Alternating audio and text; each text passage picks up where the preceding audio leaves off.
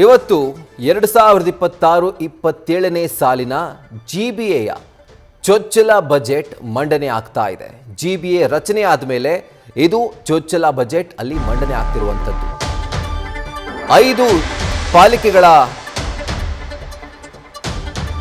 ಒಂದು ವ್ಯಾಪ್ತಿಯಲ್ಲಿ ಅಂದರೆ 5 ಪಾಲಿಕೆ ಮಧ್ಯೆ ಈಗ 2 ಪಾಲಿಕೆಯ ಬಜೆಟ್ ಮಂಡನೆ ಆಗ್ತಿರುವಂಥದ್ದು. ಇವತ್ತು ನಾಳೆ ಮಿಕ್ಕಂಥ 3 ನಗರ ಪಾಲಿಕೆಯ ಬಜೆಟ್ ಮಂಡನೆ ಆಗ್ತಾ ಇದೆ.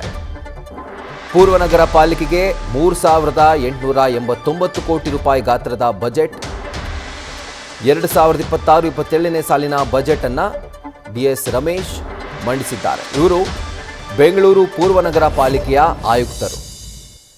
3,889 ಕೋಟಿ ರೂಪಾಯಿ ಗಾತ್ರದ ಬಜೆಟ್ ಈಗ ಸದ್ಯಕ್ಕೆ ಪೂರ್ವ ಪಾಲಿಕೆ ಇದಕ್ಕೆ ಬಂದಿರುವಂಥದ್ದು.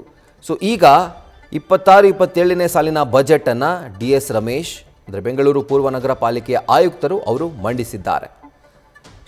ಅನೇಕ ವಲಯವಾರು ಹಂಚಿಕೆ ಆಗಿರುವಂಥದ್ದು ಈ ಒಂದು 3,889 ಕೋಟಿ ರೂಪಾಯಿ ಬೇರೆ ಬೇರೆ ಅಭಿವೃದ್ಧಿಗಳಿಗೆ ಜೊತೆಗೆ ಕಲ್ಯಾಣ ಯೋಜನೆಗಳಿಗೆ ಈ ಒಂದು ಬಜೆಟ್ ಬಳಕೆಯಾಗಿದೆ. ಅದರ ಕಂಪ್ಲೀಟ್ ಖರ್ಚು ವೆಚ್ಚವನ್ನು ಈಗಾಗಲೇ ತೋರಿಸಿದ್ದಾರೆ. ಇವತ್ತು ಈಗ ಒಂದು ಪಾಲಿಕೆಯ ಬಜೆಟ್ ಮಂಡನೆ ಆಗಿದೆ ಹಾಗೂ ಮತ್ತೊಂದು ಪಾಲಿಕೆಯ ಬಜೆಟ್ ಕೂಡ ಇವತ್ತು ಮಂಡನೆ ಆಗುತ್ತೆ. ಇನ್ನು ಮಿಕ್ಕಂತೆ ಜಿಬಿಎ ವ್ಯಾಪ್ತಿಗೆ ಬರುವಂಥ ಮಿಕ್ಕಂಥ 3 ಪಾಲಿಕೆಯ ಬಜೆಟ್ಗಳು ನಾಳೆ ಮಂಡನೆ ಆಗ್ತಾ ಇದೆ. ಇವತ್ತು ಜಿಬಿಎ ಮೊದಲ ಬಜೆಟನ್ನು ಚೊಚ್ಚಲ ಬಜೆಟನ್ನು ಮಂಡಿಸಿದಂಥ ಹೆಗ್ಗಳಿಕೆಗೆ ಡಿಎಸ್ ರಮೇಶ್ ಪಾತ್ರರಾಗ್ತಿದ್ದಾರೆ. ಇವರು ಬೆಂಗಳೂರು ಪೂರ್ವ ನಗರ ಪಾಲಿಕೆಯ ಆಯುಕ್ತರು. ಸುದೀರ್ಘವಾಗಿ ಆ ಒಂದು ಹಣ ಏನಿದೆ ಆ ಒಂದು ಫಂಡ್ ಅದನ್ನು ಅಲೋಕೇಟ್ ಮಾಡಿದ್ದಾರೆ. ಸಿಬ್ಬಂದಿ ವೆಚ್ಚಕ್ಕೆ 302 ಕೋಟಿ, ಆಡಳಿತ ವೆಚ್ಚಕ್ಕೆ 82 ಕೋಟಿ, ಕಸ ತ್ಯಾಜ್ಯ ವಿಲೇವಾರಿಗೆ 300 ಕೋಟಿ, ಈ ರೀತಿಯಾಗಿ ಅನೇಕ ವಲಯವಾರು ಅವರು ಹಂಚಿಕೆಯನ್ನು ಮಾಡಿದ್ದಾರೆ. ಈಗ ಡೀಟೇಲ್ಸನ್ನು ಕೊಡಲಿಕ್ಕೆ ನಮ್ಮ ಪ್ರತಿನಿಧಿ ಭರತ್ ಈಗ ಲೈವ್ನಲ್ಲಿ ಜಾಯಿನ್ ಆಗ್ತಿದ್ದಾರೆ. ಭರತ್, ಈಗ ಪಾಲಿಕೆ ಬಜೆಟ್ ಇವತ್ತು ಮಂಡನೆ ಆಗಿರುವಂಥದ್ದು ಚೊಚ್ಚಲ ಜಿಬಿಎ ಬಜೆಟ್ ಇದು.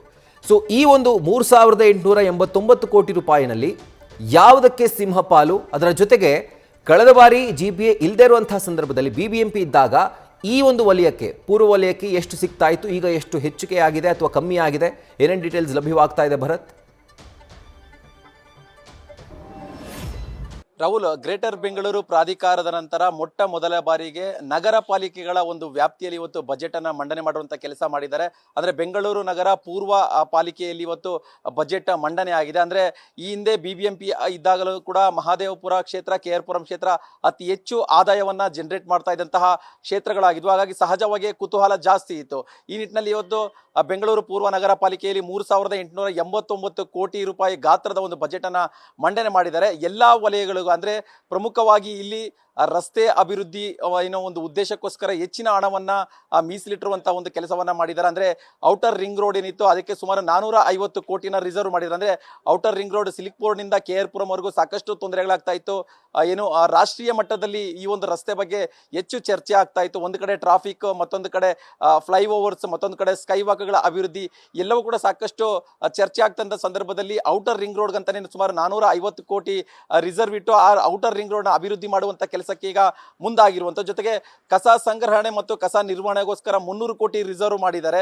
ಜೊತೆಗೆ ಕಲ್ಯಾಣಕ್ಕೆ ಅಂದ್ರೆ ಒಟ್ಟಾರೆ ಏನು 3,889 ಕೋಟಿ ಬಜೆಟ್ ಗಾತ್ರ ಇದೆ. ಇದರಲ್ಲಿ 7% ಕಲ್ಯಾಣಕ್ಕೋಸ್ಕರ ರಿಸರ್ವ್ ಮಾಡಿದ್ದಾರೆ. ಅಂದ್ರೆ ಮಹಿಳೆಯರು, SC ST, ಹಿರಿಯ ನಾಗರಿಕರು, ಅಂಗವಿಕಲರು, ಈ ರೀತಿಯಾಗಿ ಏನು ಜನ ಇರ್ತಾರೆ ಅವ್ರಿಗೋಸ್ಕರ ಅವರ ಕಲ್ಯಾಣಕ್ಕೋಸ್ಕರ ರಿಸರ್ವ್ ಮಾಡಿರುವಂಥದ್ದು. ಜೊತೆಗೆ ಇಂದಿರಾ ಕ್ಯಾಂಟೀನ್ಗಳನ್ನ ವಿಸ್ತರಣೆ ಮಾಡೋದಕ್ಕೂ ಕೂಡ ಒತ್ತು ಕೊಡಲಾಗಿದೆ. ಅಂದ್ರೆ ಈಗಾಗಲೇ ಇರುವಂತಹ ಇಂದಿರಾ ಕ್ಯಾಂಟೀನ್ಗಳನ್ನ ಅಭಿವೃದ್ಧಿ ಪಡಿಸೋದಕ್ಕೆ, ಜೊತೆಗೆ ಹೊಸದಾಗಿ ಹೆಚ್ಚುವರಿಯಾಗಿ ಇಂದಿರಾ ಕ್ಯಾಂಟೀನ್ಗಳನ್ನ ಅಭಿವೃದ್ಧಿ ಪಡಿಸೋದಕ್ಕೂ ಕೂಡ ಮುಂದಾಗಿರುವಂಥದ್ದು. ಜೊತೆಗೆ ಮಹದೇವಪುರ ಕ್ಷೇತ್ರದಲ್ಲಿ ಹೆಚ್ಚು ಕೆರೆಗಳ ಅಭಿವೃದ್ಧಿ ಆಗಬೇಕು ಅಂತ ಹೇಳಿ ಸಾಕಷ್ಟು ಬಾರಿ ಅಭಿಪ್ರಾಯನ ಕೂಡ ಸ್ಥಳೀಯ ಶಾಸಕರು ಕೂಡ ಹೇಳ್ತಾ ಬರ್ತಾ ಇದ್ರು. ಹಾಗಾಗಿ ಕೆರೆಗಳ ಅಭಿವೃದ್ಧಿ, ರಾಜಕಾಲುವೆಗಳ ಅಭಿವೃದ್ಧಿಗೂ ಕೂಡ ಹೆಚ್ಚಿನ ಒತ್ತನ್ನ ನೀಡಿರುವಂಥದ್ದು. ಜೊತೆಗೆ ಬೀದಿ ಬದಿ ವ್ಯಾಪಾರಿಗಳಿಗೂ ಕೂಡ ಹೆಚ್ಚಿನ ಒತ್ತನ್ನು ನೀಡಿ ಅವ್ರಿಗೂ ಕೂಡ ಒಂದಿಷ್ಟು ಬಜೆಟ್ ಅನ್ನ ರಿಸರ್ವ್ ಮಾಡಿದ್ದಾರೆ. ಜೊತೆಗೆ 100 ಕಿಲೋಮೀಟರ್ ಪಾದಾಚಾರಿ ಮಾರ್ಗದ ಅಭಿವೃದ್ಧಿಗೋಸ್ಕರ ಕೂಡ ಬಜೆಟ್ ನಲ್ಲಿ ಏನು ಹಣವನ್ನು ಕೂಡ ಈಗ ಮೀಸಲಿಟ್ಟಿರುವಂತದ್ದು. ಅಂದ್ರೆ ಒಟ್ಟಾರೆ 3,889 ಕೋಟಿ ಬಜೆಟ್ ನಲ್ಲಿ ಸುಮಾರು 1,500 ಕೋಟಿ ಆದಾಯದ ನಿರೀಕ್ಷೆಯನ್ನು ಇಟ್ಕೊಂಡಿದ್ದಾರೆ. ಅಂದ್ರೆ ಜಾಹೀರಾತು ಕ್ಷೇತ್ರ ಆಗಿರ್ಬೋದು ಅಥವಾ ತೆರಿಗೆ ಕ್ಷೇತ್ರ ಆಗಿರ್ಬೋದು, ಎಲ್ಲವನ್ನು ಸೇರಿ 1,500 ಕೋಟಿಗೂ ಅಧಿಕ ಒಂದು ಆದಾಯದ ನಿರೀಕ್ಷೆಯನ್ನು ಇಟ್ಕೊಂಡಿದ್ದಾರೆ. ಇದನ್ನ ಹೊರತುಪಡಿಸಿ ಏನು ಬೆಂಗಳೂರಿನ 5 ನಗರ ಪಾಲಿಕೆಗಳ ವ್ಯಾಪ್ತಿಯಲ್ಲಿ ಅತಿ ಹೆಚ್ಚು ಆದಾಯವನ್ನು ಜನರೇಟ್ ಮಾಡುವಂತಹ ಮಹಾದೇವಪುರ ಕ್ಷೇತ್ರ ಜೊತೆಗೆ KR-ಪುರಂ ಕ್ಷೇತ್ರದಲ್ಲಿ ಹೆಚ್ಚಿನ ಒತ್ತು ಕೊಟ್ಟು ರಸ್ತೆ ಅಭಿವೃದ್ಧಿಗಳು ಜೊತೆಗೆ ಕೆರೆಗಳ ಅಭಿವೃದ್ಧಿ, ಪಾದಾಚಾರಿ ಮಾರ್ಗಗಳ ಅಭಿವೃದ್ಧಿ, ಫ್ಲೈಓವರ್ಸ್, ಸ್ಕೈ ವಾಕ್ಗಳು ಜೊತೆಗೆ ಇಂದಿರಾ ಕ್ಯಾಂಟೀನ್, ಈ ರೀತಿಯಾಗಿ ಎಲ್ಲ ಕ್ಷೇತ್ರಗಳು ಕೂಡ ಒಂದಿಷ್ಟು ಬಜೆಟ್ ಅನ್ನ ರಿಸರ್ವ್ ಮಾಡಿಟ್ಕೊಂಡು ಮುಂದಿನ ವರ್ಷದ ಒಳಗಡೆ ಎಲ್ಲ ಅಭಿವೃದ್ಧಿ ಕೆಲಸಗಳನ್ನ ಮಾಡಬೇಕು ಅಂತೇಳಿ ಬಜೆಟ್ ಅನ್ನ ಈಗ ಕೂಡ ರಿಸರ್ವ್ ಮಾಡಿರುವಂತದ್ದು. ಸದ್ಯ ಈಗ ಈ ಸಂದರ್ಭದಲ್ಲಿ ಇದ್ರ ಜೊತೆಗೆ ಸ್ಥಳೀಯ ಶಾಸಕರಾಗಿದ್ದಂತಹ ಮಂಜುಳಾ ಅರವಿಂದ್ ಲಿಂಬಾವಳಿ ಅವರು ಕೂಡ ಈ ಸ್ಥಳದಲ್ಲಿ ಇದ್ರು ಅಂತ ಹೇಳಿದ್ರೆ ಅವರು ಕೂಡ ಈ ಬಜೆಟ್ ಅನ್ನ ಒಪ್ಕೊಂಡಿದ್ದಾರೆ. ಬಜೆಟ್ ಪೂರಕವಾಗಿದೆ. ಆದ್ರೆ ಈ ಬಜೆಟ್ ಅಲ್ಲಿ ಮಂಡನೆ ಮಾಡಿರುವಂತಹ ಅಂಶಗಳನ್ನ ಜಾರಿಗೆ ತರಬೇಕು, ಅನುಷ್ಠಾನಗೊಳಿಸಬೇಕು, ಇದು ಜನರಿಗೆ ಸಹಕಾರಿ ಆಗಬೇಕು ಅನ್ನೋ ನಿಟ್ಟಿನಲ್ಲಿ ಈಗ ಅವರು ಕೂಡ ಒಂದು ಅಭಿಪ್ರಾಯನ ವ್ಯಕ್ತಪಡಿಸಿರೋದು.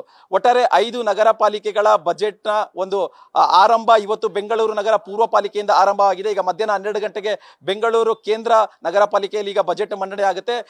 ಇನ್ನುಳಿದಂತೆ ನಾಳೆ 3 ನಗರ ಪಾಲಿಕೆಗಳ ಬಜೆಟ್ ಕೂಡ ಈಗ ಮಂಡನೆ ಆಗುತ್ತೆ. ಒಟ್ಟಾರೆ ಬೆಂಗಳೂರಿನ ಅಭಿವೃದ್ಧಿಗೆ GBA ಒಂದಿಷ್ಟು ಪ್ಲಾನ್ ಗಳನ್ನ ಹಾಕೊಂಡಿದ್ದು ಒಟ್ಟಾರೆ ಬಜೆಟ್ 16,000ದಿಂದ 20,000 ಕೋಟಿವರೆಗೂ ಇಡೀ ಬೆಂಗಳೂರಿಗೆ ಅವರು ಹಂಚಬೇಕು ಅಂತ ಡಿಸೈಡ್ ಆಗಿದ್ದಾರೆ.